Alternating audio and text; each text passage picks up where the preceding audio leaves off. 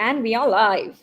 Hello, and welcome to our fifth session of Putting Your Best Foot Forward with ACE. Today, we talk about difficulties when we return to work after a break. People take breaks in career, it's a fact of life. Due to personal reasons, ranging from mental to physical health to childcare to spouse care, taking care of your parents, or you could be a trailing spouse. We understand. All of us here at ACE Your Career, are strong advocates of return to work. We are, in fact, a support group who has first hand knowledge and holistic view of the challenges of return to work.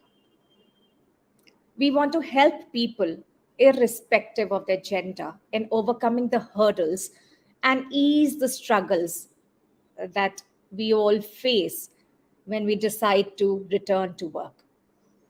During the work or while on a break, we are in it together with you. We have a large team of mentors, coaches, psychological counselors, student counselor to help you and your family as well.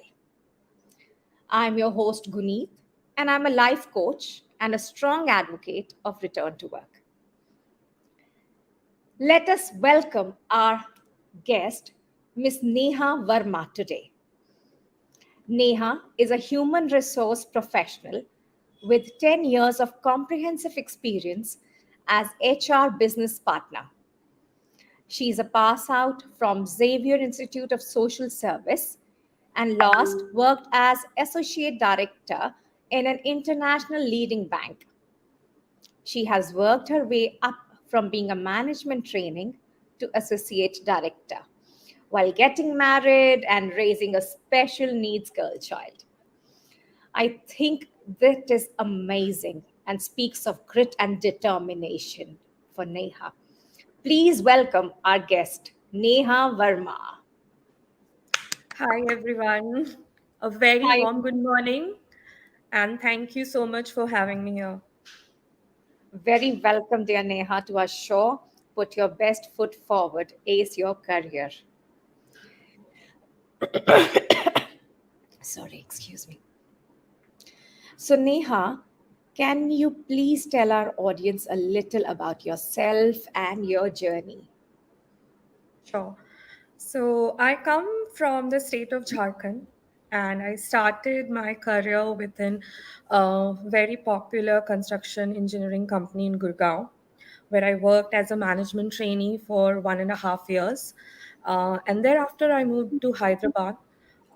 At that point of time, my fiance was working here, and that was one of the motives of moving here to Hyderabad. And I joined L&T Metro Rail here. You would have all seen the metro rail, which now goes all across Hyderabad. So when I joined this company, it was in the planning and construction phase. And I got a great opportunity to work with a great team of HR individuals. And I was reporting to the head HR here, building the company and doing all the wonderful work that came along. After a few years, I was on my family way. And as I think every woman sort of goes through the dilemma of choosing motherhood or career, I went through the same. And after a considerable thought, I went ahead and pursued my career. Luckily, my parents pitched in for me in whatever ways they could help me. And I had to get back to work with my 16 weeks of newborn baby, which was very challenging at that point of time.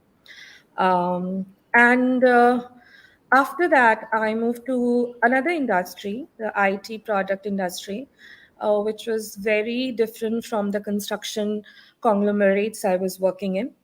And it brought a lot of changes in me in terms of an HR professional.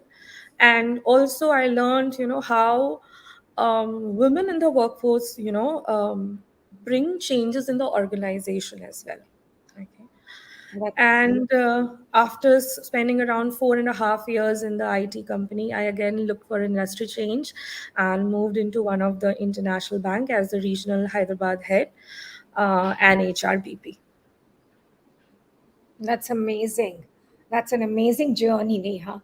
Starting from starting from a management trainee to being an associate director, and it is rife with struggles. A lot of decisions that all of us, go through as women. We go through. So Neha, tell me, you mentioned that you had to join back work after 16 weeks of giving birth. So how easy or difficult was it to get back to work? Within that short time with a newborn baby, where we are all just struggling to adjust to the baby, you know, building that bond. So tell me about that. It was difficult, and you leave your infant child at home. Your body is recuperating from a C-section. You're going through a lot of emotional and physical, changes yourself. It's not an easy task, and those era, I would say now it's a lot of changes that we can see in the labor laws of the country as well. There was only 12 weeks of maternity leave that you could, further add your own personal leaves or extend it on an unpaid, level. All women, if they were looking forward to, progressing their career, they had to come back within, 3 to maximum 4 5 months, right? And I've seen a lot of changes that have gone through the laws of the country that now help women to, stay in the job rather than, choosing one or the other path of career or motherhood. Isn't that beautiful? Isn't that wonderful? I mean, Yes. the country's moving forward with respect to the giving, basically giving importance and value to the family life as well. That's a beautiful change that HR is bringing in. So Neha, you mentioned that you worked in a construction engineering company, and then you also worked in a software company. So as a woman and as an HR professional, what differences did you find between the HR policies of those two companies? Yeah, see, Not construction, just owing the to, work, sorry, yeah. sorry. I just wanted to mention not just the HR policies, the work environment as well. Yes, sure. So, see, by the nature of its job, right, construction is primarily a male driven industry, right? Because you have to be on the ground and do a lot of work, which I'm not saying that women are not capable of doing, but at times we prefer a more conducive environment for our type of work. Okay. And IT in Hyderabad has a lot of women, and a lot of women are taking up science, STEMs as a career, right? So there are a lot of women in IT. So what you see is, a lot of women leaders in decision making position in IT and product companies, wherein there is a genuine empathy with the other women who are, themselves going through different phases of their life, whether it's getting married, whether it's going through a motherhood, or even later part of time, when they're struggling between raising up children or, taking care of the work, right? So a lot of times we see that changes, when there is a man who is making a decision and there is a woman who is taking a decision, a lot of empathy comes naturally in the way. um, and secondly is, by the time I joined the IT industry, the government itself was, implementing lot many changes. So the Maternity Benefit Act, it extended the 12 weeks to 24 weeks of maternity benefit. There was creches that were, asked to be set up near, or near the companies, or the companies would tie up with creches and reimburse a certain amount to the women employees. And there were other benefits as well, like flexi timing or work from home at times, when there is a special case, like for example somebody is going through a very high risk pregnancy, or somebody is going through an IVF. Of course, based on the performance, their past, past behavior and other things. But these are also open, and IT industry is far more open to, experimenting with these ideas as opposed to the construction industry. Thank you so much, Neha, for sharing this. That's really insightful. At this point, let me also welcome our other guest, Ms. Nupur Mukherjee. Nupur has worked as global managing director in one of the leading banks, and she is an advanced HR analytics expert with coding expertise. She's heading the ESG sustainability, and not to mention that she's the co founder of ACE Your Career. Put your best foot forward. Earlier in an episode, we had her as a guest, but today she joins me as a fellow interviewer. And Neha, she has really expressively wanted to ask you a few questions. So may I please introduce Nupur Mukherjee. Nupur, the stage is yours. Thank you, Guneet. And Neha, lovely to hear your experience. So, I have a few questions, and this is on behalf of everybody. Okay. So, HR has been called multiple names. We always think, and as a leader, many times when I didn't have a complete, distinct answer, and the person didn't want to wait in front of me, I always said, let me check with HR and come back. That is y'all are our disaster recovery when it comes to conversations, right? But that being said, Guneet started this ACE enterprise, and coming from a tech background and people cognitive skills background, uh, the jumpstart or the comeback of your work doesn't only mean when you're taking a career break. With the recent IT retrenchments or skill rejects that are happening, it's very necessary for us to understand how to represent ourselves better and how to bounce back better, and not bounce back after the calamity but prepare for it beforehand.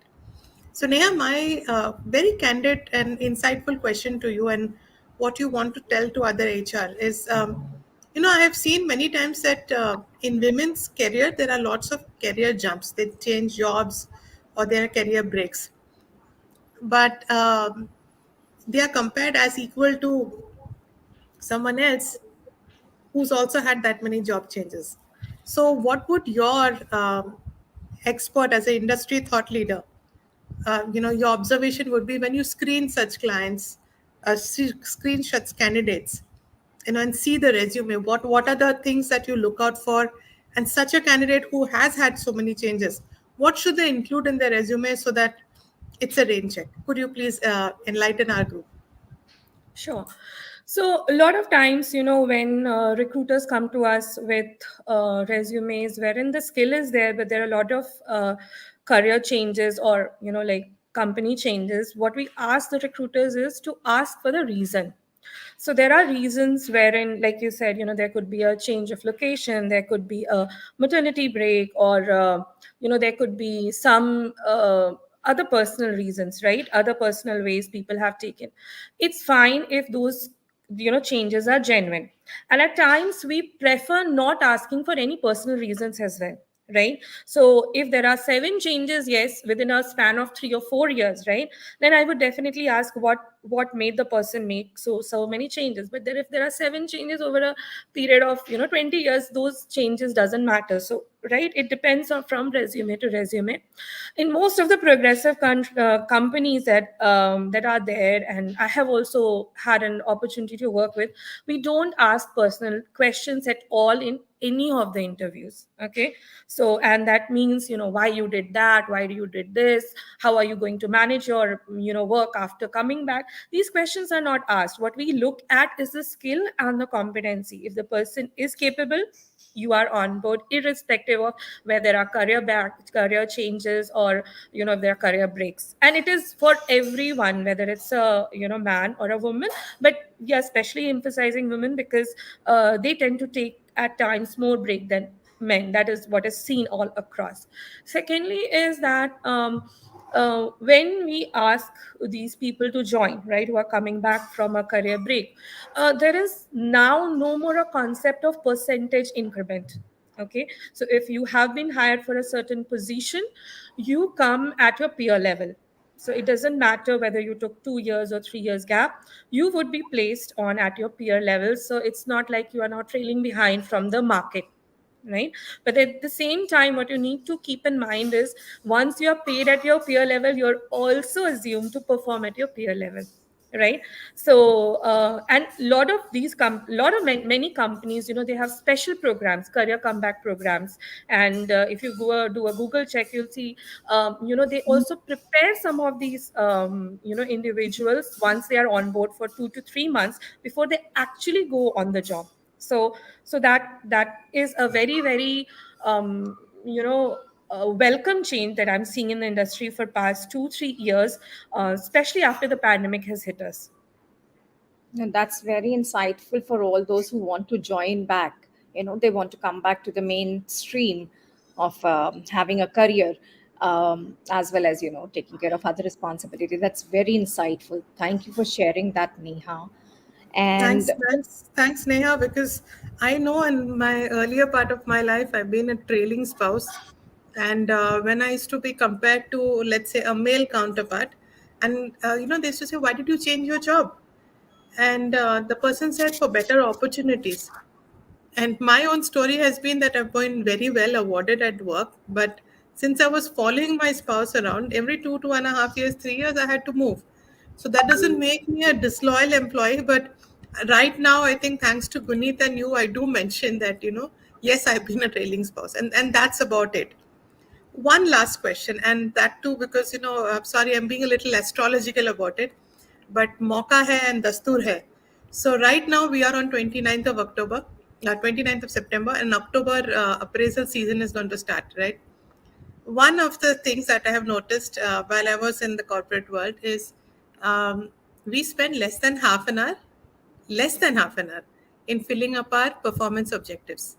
That could be in the success factors um, or a work day or whatever system, whether there is a bell curve or not bell curve. We have to write those objectives, right? And we are even more lazier in doing our monthly or a quarterly follow up with our N plus ones, or, N plus ones have their own busy schedules, but we also need to feel the initiative as to represent our work and have a very good documented trail. But on the same hand, if you write our appraisal very well, then there is a chance of earning thousands, if not lakhs, in your increment, or even getting that promotion that you've been always working for. But we as people are ready to fight for 15 minutes for 10 rupees extra that the Uber guy drives or the auto wala asks us. Why do we not do the same sort of effort for thousands and lakhs and maybe even crores of rupees that we might get from the increment? That is throughout.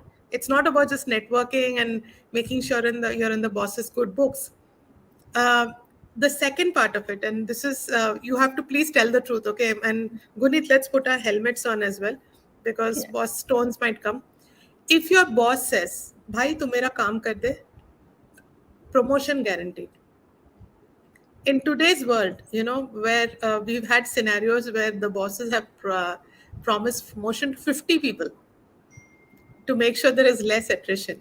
We all know what that single digit or maximum to maximum double digit promotion list is. What is your advice to the employee and also to seniors who are making these promises? What should we do this year differently in 2023? Whether we are, looking for promotion or we are submitting our appraisal this time, how do we ace it out? We want to hear it from the HR. And please say the truth. We are ready to take the risk. Sure. So I'll come to the first part of the question, right? About the appraisals. So a lot of employees, they think that it's just an year-end activity, but performance management is, an entire year, progression on what you're doing. So it starts with the beginning of the year, how realistically you have set up the goals. Okay. So now today, if I'm just giving a very layman example, today as an HR professional, if I say I'll do 100 interviews in a day or a month, and it's unrealistic, right? I'm never going to achieve it by the end of the day.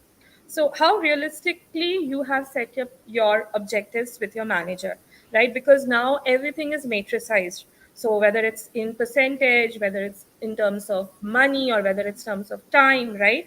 How good you are in understanding your own strengths and then betting on yourself in the beginning of the year, that okay, I'll be able to take these many of whatever A, B, C number of goals are there.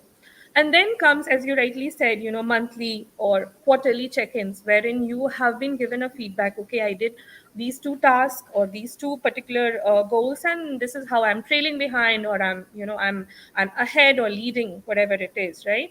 And not only having a dialogue there, you need to uh, record those.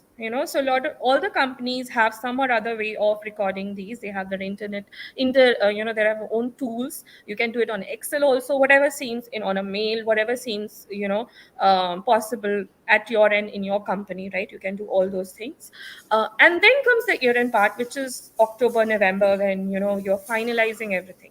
Now, this is the time when you look at those moments wherein you had the catch up with your manager and build a narrative. I i i set up this for myself. I have worked on this many cases.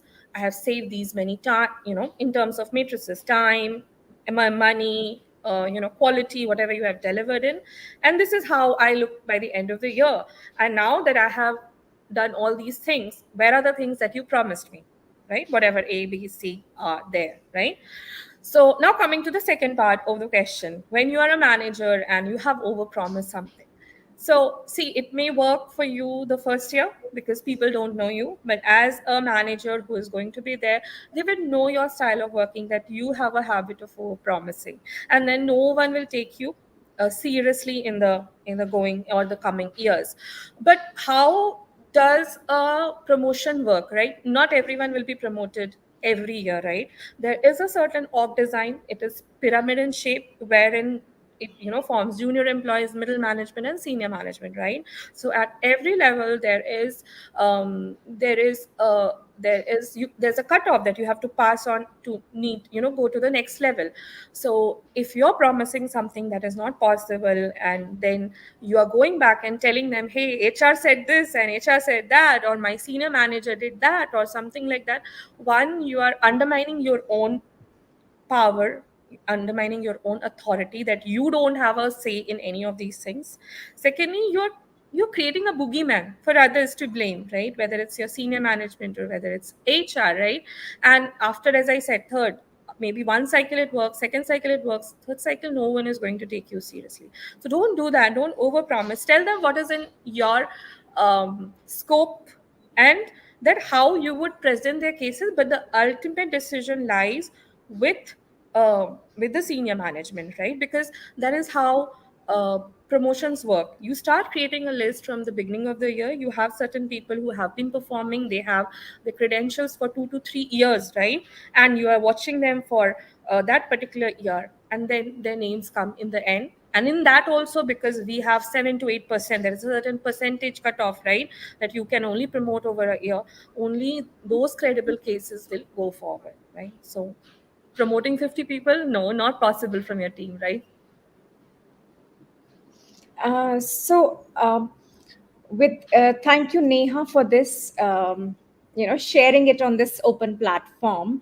That's really nice of you to have shared it, and courageous, I must say, because Absolutely. most And people, yeah, one most of people the would one of the kind nicest of, yeah. one of the nicest and hard hitting HRs who were telling us beforehand rather than saying, "Sir, I will take care of you next year."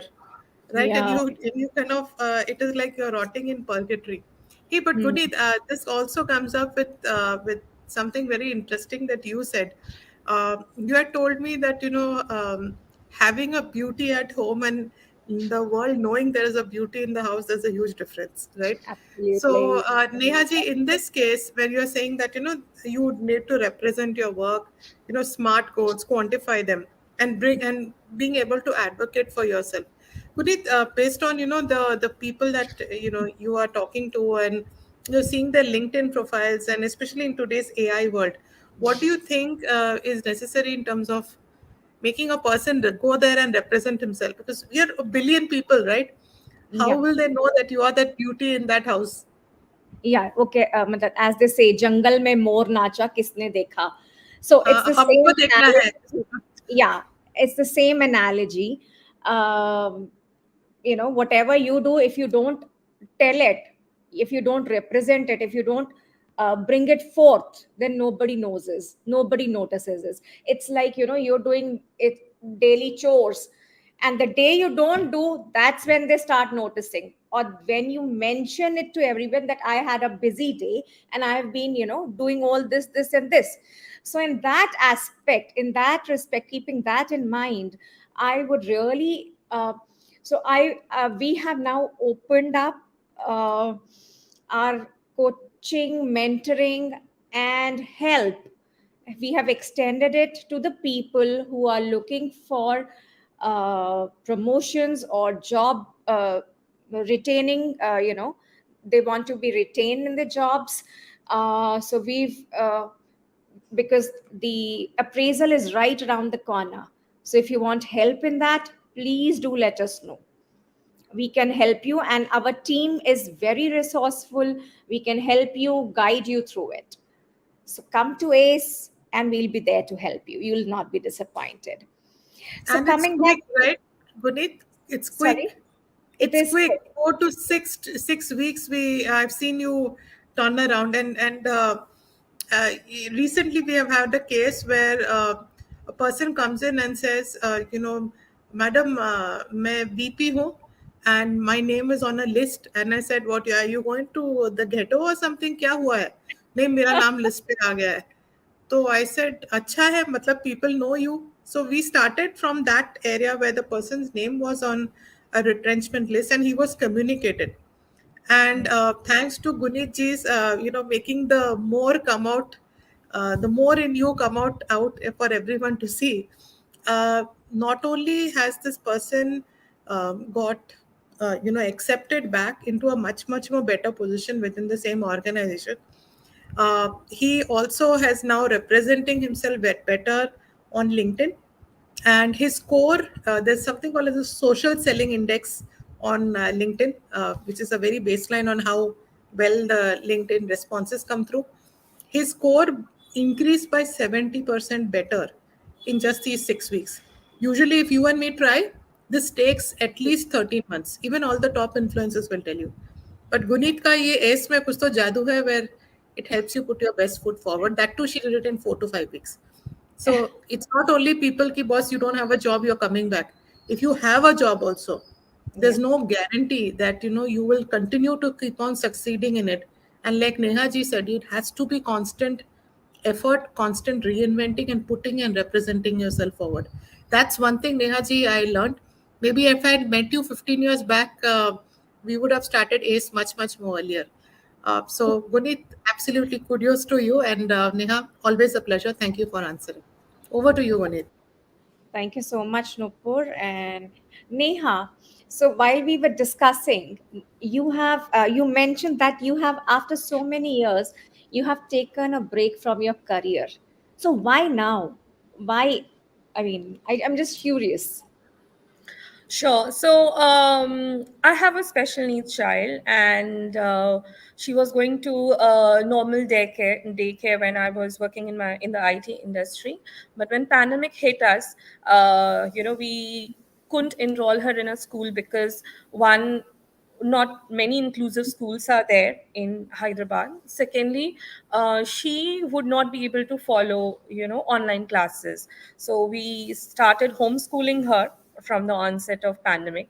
And what we found is while her academic was ongoing and we managed ourselves, having, taking her therapies and providing her the care that she actually needs, that lot of her skills, like communication, socialization, those were lagging behind, right? And so last year, when everything started opening up and we really, wanted her to go back to the mainstream, a regular school, so we had to prepare her first, and that is where I, decided to take a break to prepare her. And fortunately, this year she got into a regular school, where also we have to handhold her a lot, and I hope in coming years she becomes more independent, so that I can again go back to work. That's very sweet. That's very sweet. And I really admire your determination and grit to help your daughter.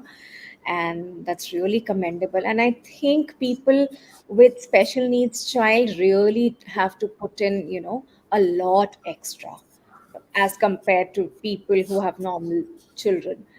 And I must say, we should have more schools, but I think it's still a dream. Yeah, Uh, but you know, Neha, I have one observation. I'm saying this as a cognitive expert. Okay, um, when men take a break from work, maybe to support their spouses, their special needs child, or their parent, they're saying they're taking a break for the family, which is same thing that you're doing. But there is one word, and it is for both males and females, and absolutely gender agnostic. Please don't say you're taking a break from work, because what you're doing is way more work than what we put in corporate. It's a Yes. different type of work.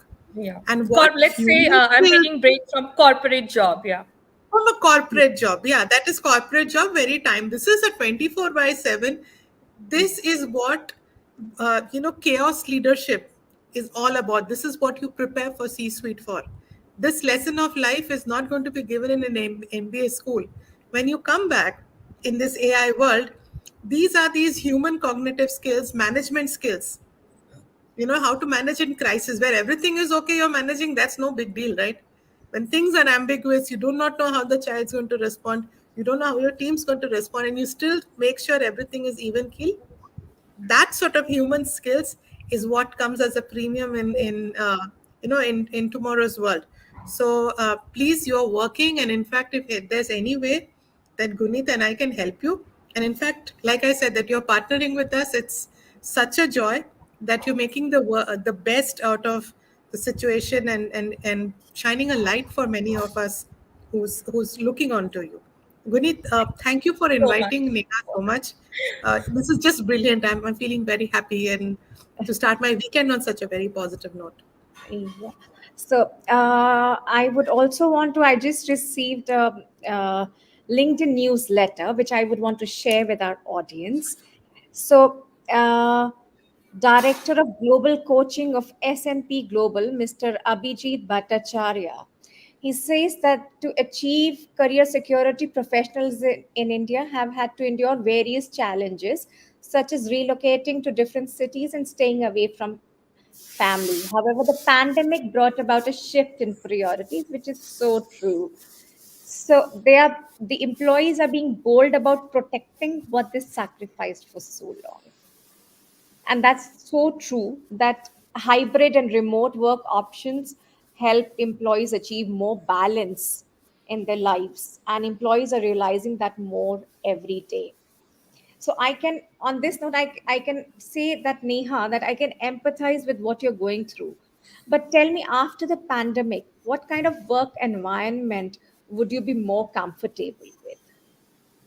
Sure. So, in my unique situation, I would definitely prefer something of remote working and flexi timing that sort of helps me to, balance between the work and rather than balance, I would say integrate between the work and my family Sure. priorities. Yes, absolutely. And since you're from HR, um, you have done, as you mentioned earlier, you have done a lot of hiring. So, can you give our viewers some pointers to write a good resume, please? Sure. So, your resume is the first thing that a recruiter notices, right? And it has to be capturing the essence of what you have done over the years of your corporate life. So, one, it should be very, very succinct. Okay. So, it should not be more than 1 or 2 pages. Okay.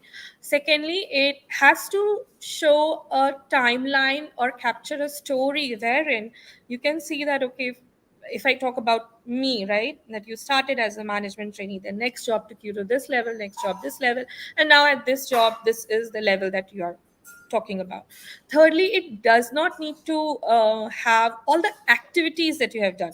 Okay, one of the major problem that people do is they write everything they have done in the job. No, you have to just write your KPIs, key performance indices or indexes that you were asked to do in that job, right? So that makes it very easy for a recruiter to go through your resume and understand what level of responsibilities you are going through. Third is, although your resume template remains the same, you need to sort of customize your resume to the job you're doing, your job you're applying to. So at times we see, and because I'm an HR, I get a lot of resumes on as an open message. Oh, this is my resume. Please give me a job. No, that doesn't work, dear. Go to the company that the HR you're contacting for. And then go through the job that is available. So even in HR, there are 10 different types of portfolios, right? So do your homework, go find a match for yourself, and then tell the HR person or anybody who is hiring that, hey, I found this job that suits my profile, and please, refer me to this job, or, take an interview or take it forward. And if you are not ready to do those homework on yourself, then why would anybody else invest time in you, right? Absolutely. Absolutely. Absolutely. That's amazing. Yeah. And more than I feel anything else, coming back, coming back to corporate life, as we say, it's not coming back to work, but coming back to, a corporate world is a mental, emotional, and professional journey through change. So we should treat it like a fresh journey where we are starting like a baby. We are learning to start to crawl. So crawling first, the turning of the baby will come, and then the crawling would come, and then, then the walking would come, and then eventually maybe running would come at a later stage. So we cannot expect, you know, a jump on that. We cannot avoid these stages. We have to, and especially when you have start a gap of career break of more than 5 years, then we should do a SWOT analysis. We'll have to make many choices, like if somebody is giving us a better pay and somebody is giving us a less pay, but it is nearer to our house, the one which is giving higher pay is little far away. So we need to do a SWOT analysis as to what suits us, what works better for us. So all these things into consideration, and do take advantage of mentorship programs. Definitely have a mentor who can guide you through your journey. So, Neha, coming back to industry trends in India and their global impact, how do you think remote work and AI automation are changing the HR landscape? So a lot of our work has become easier. So earlier, when I joined HR, we used to sort of search through the resumes to find the people and all those things. Now we have, solutions that, or rather than, programs or softwares wherein they can pass through the resume. They sort of act like a skill directory, and the skill you put in, they will throw you the resumes which is there now. No manual input is required. I mean, in terms of, you just need a resume build, I mean, a resume portal wherein people are submitting the resumes, and you can take things out. And similarly, in terms of recruitment, if I talk about, there are softwares that facilitate the entire onboarding of a person, the entire interview of the person, in fact, from one a point till the last point when the person becomes your employee, right? So things have become a lot more easier. And I think similarly for other areas wherein, when pandemic was there, we needed to contact people in times, we had a lot of apps which helped us to communicate directly on mobile, sent an alert to all the thousands of employees in one go, right, that tomorrow it's going to be like this, and this is how you need to be prepared. And so things have got easier, and we have come to understand that remote working is as productive as as going to office is. It's not that the productivity gets hampered. Yeah, and as the reports, as per the reports, that people find more and more people are preferring hybrid jobs or remote jobs, because it helps them balance their other life, their personal life as well. They can get time to pursue their other whatever things that they want to do. Maybe they want to take up a hobby, or maybe they want to, look after somebody in their home, or whatever time. So it increases the balance of life. So tell me, how does hiring get affected with AI and automation? So of course the interviews that used to be in person, right now there are many interviews that happen in through, like for example, this particular meeting could have been a physical meeting, right? But we are doing all it virtually, which suits everyone, right? And decreases the cost, it decreases the time that we need to arrange and all those things. Similarly, in recruitment, those things have become easier. As I said, there's a skill directory that helps us, and a lot more things related to how do you do the payroll, how do you do the operations management in HR, right? Apart from recruitment as well. Yeah. Thank you so much, Neha, for sharing your insights and your views. And thank you so much, Nupur, for joining us and bringing out that how you need to strategize, both of you, how we can strategize our appraisals as well, how we can work on the appraisals, how we should devote more time to the appraisals as well. So thank you. And remember, for our audience, there's no one size fits all approach to career. There is nothing like one size fits all. It has to be all customized, personalized. And always go in for a mentor or a coach or an institution which can help you through your journey, not just at one point of your journey, but throughout your journey. So take help if you want to stay in your career, if you want to do better in your career, if you want to do a career comeback, if you're looking for if you're looking for a career change. You have to look for an organization which will help you through all the stages of life, not just at one point, because that maintains the continuity. With that, we sign off today, and thank you so much for joining us. Have a lovely weekend. Thank you. Bye. Thank you. Thank you, everyone. Have a wonderful day.